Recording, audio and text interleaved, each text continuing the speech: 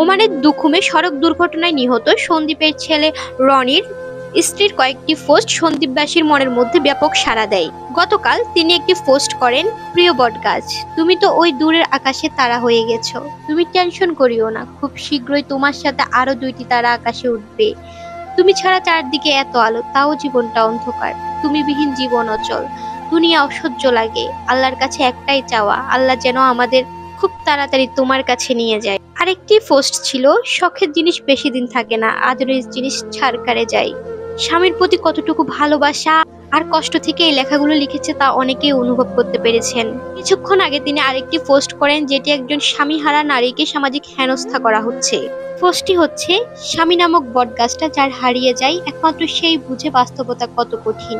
আমার স্বামী মরার পর অনেক ধরনের মহিলা এসে বলতেছে, বউয়ের কিসের জ্বালা, জ্বলবে মা বাবা ভাই বোনদের জ্বলবে, বউ তো স্বামী পাবে, মা বাবা তো সন্তান পাবে না। কেউ বলতেছে বউকে জিজ্ঞেস করেন বিয়ে করবে কিনা, বিয়ে করলে স্বামীর মুখ দেখতে পারবে না। একটা মেয়ে কখনো দ্বিতীয় বিয়ের আশায় সংসার করতে আসে না, অনেক আশা অনেক স্বপ্ন নিয়ে স্বামীর সংসার করতে আসে। আমার স্বামীর সাথে সাথে আমার সকল আশা সকল স্বপ্ন মাটি চাপা পড়ে গেছে। আল্লাহর কাছে বলবো, যারা আমাকে এসব কথা বলে আঘাত করেছে, আল্লাহ তাদেরকেও বিধবা হওয়ার তৌফিক দান করুক, স্বামী হারানোর ব্যথা তারও উপলব্ধি করুক।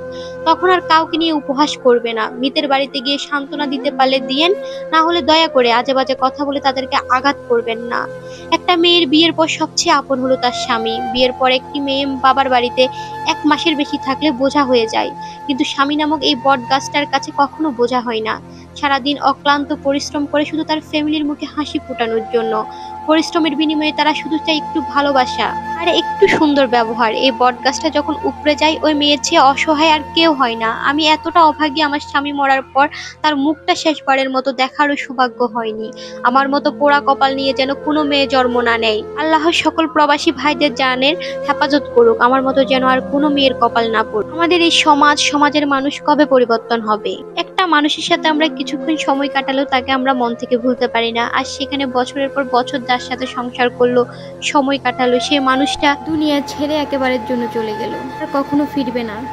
তারপরও কিছু মানুষ মেয়েদের মন কখনো বোঝার চেষ্টা করে না, বারবার তাদের আঘাত করে। সান্ত্বনা না দিতে পারলে অন্তত আঘাত করবেন না।